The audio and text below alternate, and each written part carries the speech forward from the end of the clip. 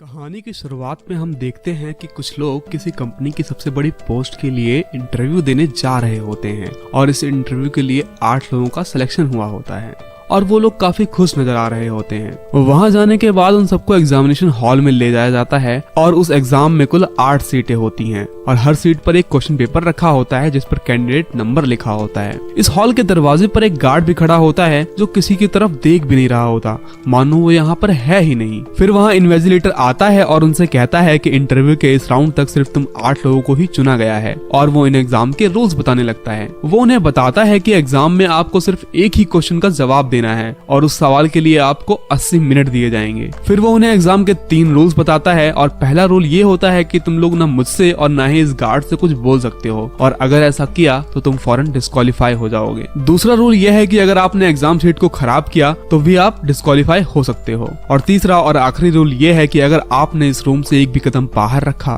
तो आप डिस्क्वालीफाई हो जाओगे। इसके बाद वो उनसे पूछता है एनी क्वेश्चंस, जिस पर सब खामोश रहते हैं और इसके बाद वो हॉल से बाहर चला जाता है।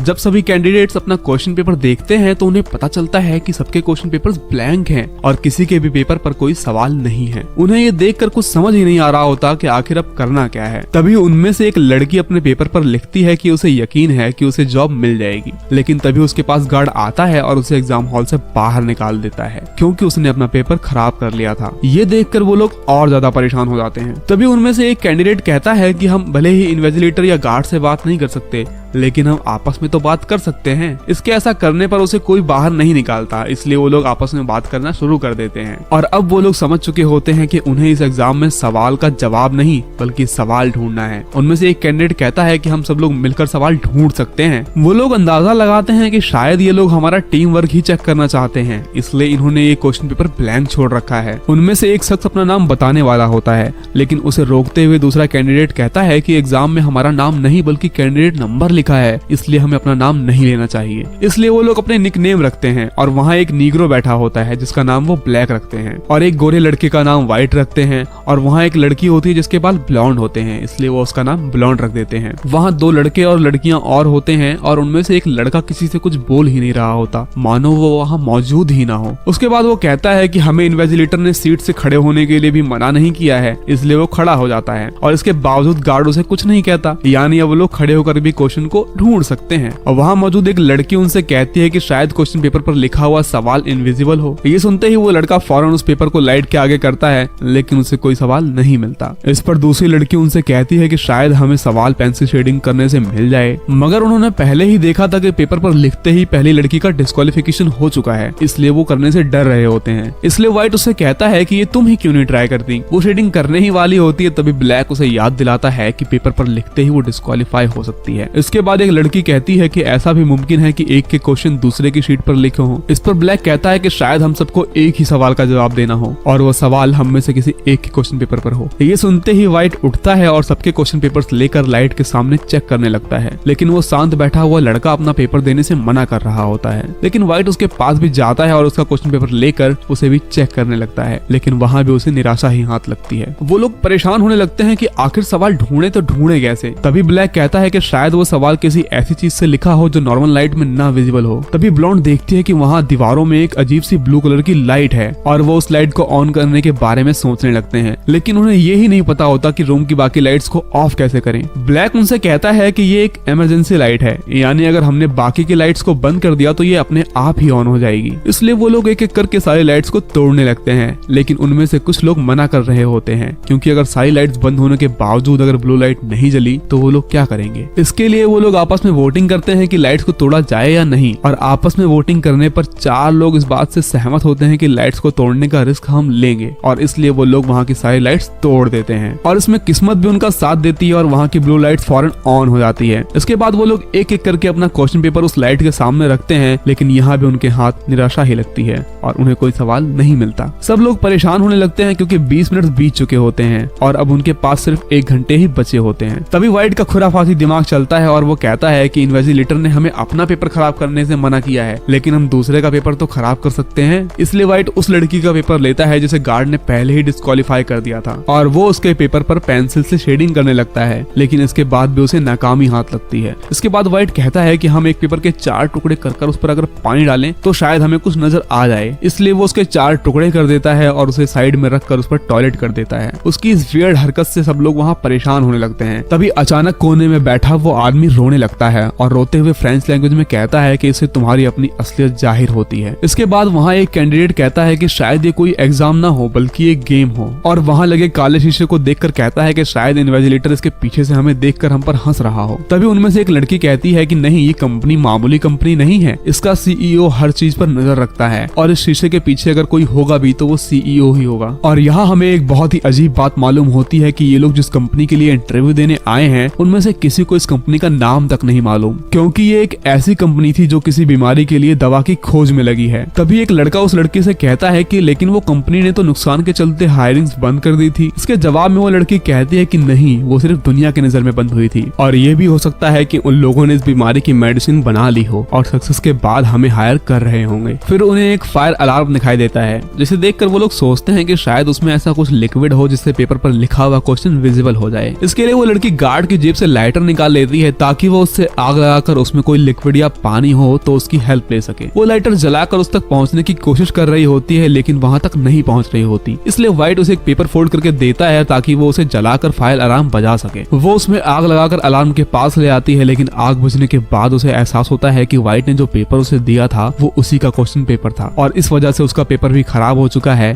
और इसलिए गार्ड उसे भी बाहर निकाल देता है। और अब इस एग्जाम के लिए सिर्फ 6 लोग बचे होते हैं। लेकिन व्हाइट की इस हरकत पर ब्लैक को बहुत गुस्सा आ जाता है और वो उससे कहता है कि I should punch your lights out, और उसके ऐसा कहते ही वहाँ की लाइट्स बंद हो जाती हैं। ब्राउन उसे गुस्से में कहती है कि ये तुमने क्या कर दिया। तो उनके पास खड़ा हुआ एक लड़का कहता है कि लाइट्स आउट कहने पर लाइट्स ऑफ हो गई, और अब मैं लाइट्स ऑन बोलूंगा तो लाइट्स ऑन हो जाएंगी, और उसके ऐसा कहते ही लाइट्स ऑन हो जाती हैं। तब उन्हें पता चलता है कि ये सभी लाइट्स वॉइस कंट्रोल पर चल रही होती हैं। तभी वहाँ खामोश बैठा हुआ वो शख्स उनकी बातें सुनकर गुस्सा हो जाता है और रोने लगता है। इस पर व्हाइट उसके पास जाता है और कहता है कि तुम अपना पेपर फाड़ क्यों नहीं देते, और उसके कहने पर वो अपना पेपर फाड़ देता है, और उसके ऐसा करते ही वो गार्ड उस खामोश बैठे हुए आदमी को वहाँ से बाहर निकाल देता है, और जाते वक्त उसका चश्मा नीचे गिरकर टूट चुका होता है। व्हाइट की इस हरकत पर ब्लैक को गुस्सा आ जाता है और वो उसे जोर से पंच मारता है, जिससे वो बेहोश हो जाता है, और बेहोश होने के बाद ब्लैक उसे चेयर से बांध देता है। कुछ देर बाद उसे होश आ रहा होता है और वो उनसे कुछ कहने की कोशिश कर रहा होता है। तभी एक लड़की उसके मुंह से पट्टी निकालती है और वो उनसे कहता है कि मुझे मेरी मेडिसिन दे दो। तभी हमें पता चलता है कि व्हाइट को भी वही बीमारी है जिसका इलाज वो कंपनी बना रही थी, और उसे हर 1 घंटे में मेडिसिन लेनी होती थी। वो उनसे कहता है कि मुझे क्वेश्चन का पता चल चुका है और तुम लोग मुझे मेरी मेडिसिन दे दो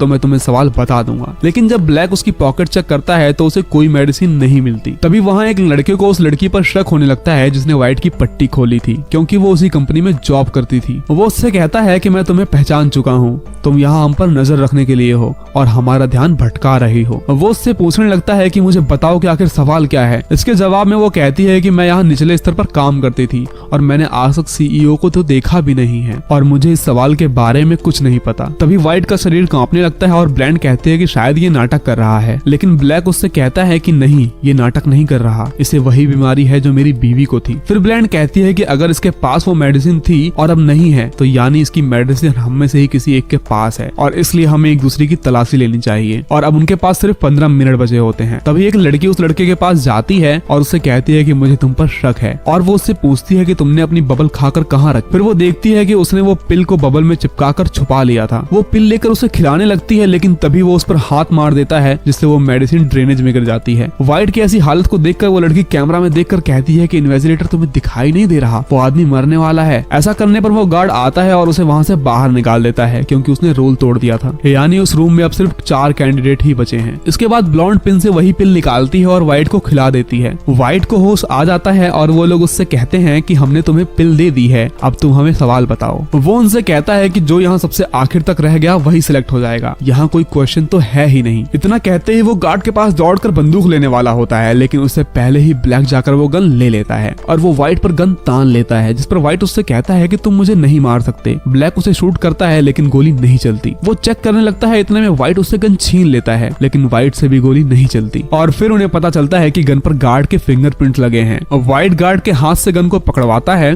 और वहाँ मौजूद दूसरे लड़के पर गन पॉइंट कर लेता है। तभी वो डर के मारे वहाँ से चला जाता है और इस तरह वहाँ सिर्फ 3 लोग ही बचते हैं। और इसके बाद वो ब्लैक से कहता है कि अब तुम्हारी बारी है रूम से बाहर जाने की, लेकिन ब्लैक नहीं मानता और उससे कहता है कि मैं क्यों जाऊंगा। इसलिए ब्लॉन्ड कहती है कि ठीक है मैं ही चली जाती हूँ। और जैसे ही वो दरवाजे के पास जाती है वो कहती है लाइट्स आउट, और उसके ऐसा कहते ही वहाँ की सभी लाइट्स ऑफ हो जाती हैं और वो वहीं छुप जाती है। और जब वो कहता है लाइट्स ऑन तो वो पाता है कि ब्लैक वहाँ बेहोश पड़ा है और उसके चेस्ट पर गोली भी लग चुकी है, लेकिन ब्लॉन्ड अभी भी वहीं छुपी होती है। पर व्हाइट को ऐसा लगता है कि रूम में सिर्फ वो ही बचा है। तभी वो वॉच में देखता है कि टाइम भी कंप्लीट हो चुका है और वो कैमरा के सामने जाकर कहता है कि देखो मैंने तुम्हारे सवाल का जवाब दे दिया है और मैं इस जॉब को जीत चुका हूँ। तभी पीछे से गार्ड आता है और उसे अपने घड़ी में टाइम दिखाता है और अभी कुछ सेकंड्स बचे होते हैं, क्योंकि उस खामोश आदमी ने घड़ी का टाइम कुछ सेकंड्स के लिए आगे कर दिया था और व्हाइट समय से पहले ही रूल तोड़ चुका था, इसलिए वो डिस्क्वालीफाई हो जाता है। और इस तरह वहाँ सिर्फ ब्लॉन्ड बचती है। अब वो उस खामोश आदमी के गिरे हुए ग्लासेस को उठाकर अपना पेपर देखती है और उसे वहाँ क्वेश्चन नंबर 1 लिखा हुआ दिखाई देता है, लेकिन वहाँ कोई सवाल लिखा नहीं होता। तभी टाइम पूरा होने पर वहाँ इन्वेस्टिगेटर और वो खामोश कैंडिडेट आता है। ब्लॉन्ड समझ जाती है कि यही कंपनी का CEO है और यहाँ हमारे बीच रहकर वो हमें चेक कर रहा था। ब्लॉन्ड उनके पास जाकर अपना जवाब देती है नो, और इसका जवाब सुनकर वो लोग खुश हो जाते हैं, यानी ब्लॉन्ड का जवाब बिल्कुल सही था। अब आप सोच में पड़ गए हो।